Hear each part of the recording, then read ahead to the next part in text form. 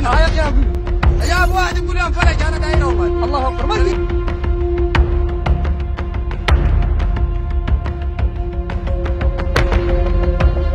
আবু লুলু নিজে হাসি মুখে বন্দীদের সামনে দাঁড়িয়ে আছেন।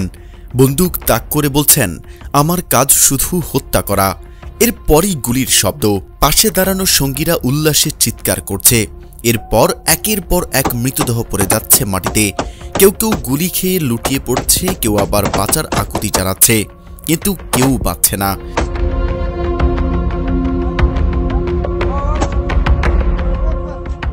সুদানে আবারও উন্মোচিত হয়েছে আধুনিক যুগের এক ভয়ঙ্করতম মানবিক বিপর্যয়।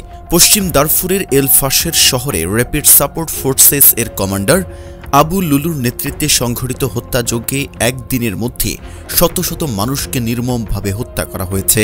এমন দৃশ্য পৃথিবী বহু দশকেও দেখেনি।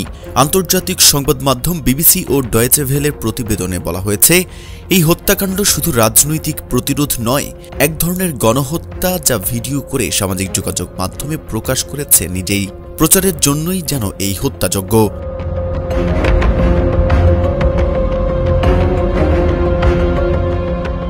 স্থানীয় সূত্র জানায়, এল ফাশের শহরে প্রবেশের পর আরএসএফ যোদ্ধারা ঘরে ঘরে ঢুকে গণহত্যা চালায়। নারী, শিশু, বৃদ্ধ কেউই রেহাই পায়নি। বেঁচে যাওয়া প্রত্যক্ষদর্শীরা বলছেন, তারা চিৎকার শুনেছেন কিন্তু সাহায্য করতে পারেননি। অনেককে জীবন্ত পুড়িয়ে ফেলা হয়। রাতভর চলে লুট, ধর্ষণ আর হত্যার উৎসব।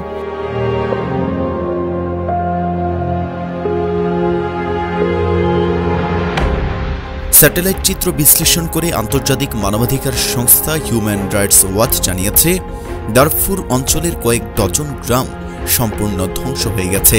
এলাকা জুড়ে নতুনভাবে খোঁড়া হয়েছে গণকবর। মৃতদেহের ঠাসা সেই কবরগুলোই এখন এই হত্যাযজ্ঞের নিঃশব্দ সাক্ষী। বিবিসির প্রতিবেদনে বলা হয়, আরএসএফ যোদ্ধারা পরিকল্পিতভাবে নির্দিষ্ট জাতিগোষ্ঠীকে টার্গেট করছে। যাদের আরব বা আফ্রিকান বংশোদ্ভূত বলা হয়, তাদের উপরই চলছে সবচেয়ে বেশি হামলা। এই হত্যাযজ্ঞে এখন পর্যন্ত নিহতের সংখ্যা 2000 ছাড়িয়েছে বলে ধারণা। তবে প্রকৃত সংখ্যা আরও অনেক হতে পারে। সবচেয়ে উদ্বেগজনক বিষয় হল, এই হত্যাযজ্ঞের ভিডিওগুলো আরএসএফ সদস্যরাই নিজেরাই ধারণ করে অনলাইনে ছড়িয়ে দিচ্ছে। এতে করে দেখা যায় তারা বন্দীদের নিয়ে ঠাট্টা করছে, হাসছে, আবার হত্যাও করছে। মানবাধিকার কর্মীরা বলছেন, এটি শুধু নৃশংসতা নয়, বরং ভয় প্রদর্শনের রাজনীতি, যেখানে মৃত্যুকে পরিণত করা হয়েছে বিনোদনে। আন্তর্জাতিক প্রতিক্রিয়াও শুরু হয়েছে। জাতিসংঘ একে সম্ভাব্য গণহত্যা বলে অভিহিত করেছে।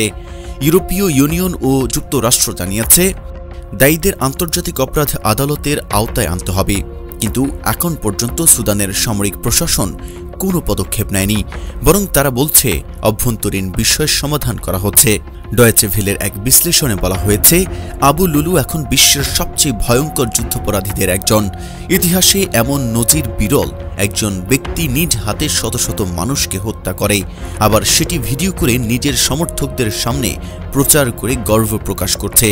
এই হত্যাযজ্ঞ শুধু সুদানের সীমান্তেই থেমে নেই, এর ভয়াবহতা ছড়িয়ে পড়েছে আফ্রিকার অন্যান্য অঞ্চলেও। মানবাধিকার সংগঠনগুলো বলছে, দারফুর এখন নতুন গাজা, যেখানে খাদ্য, পানি ও চিকিৎসা সংকটে কোটি মানুষের জীবন ঝুঁকিতে।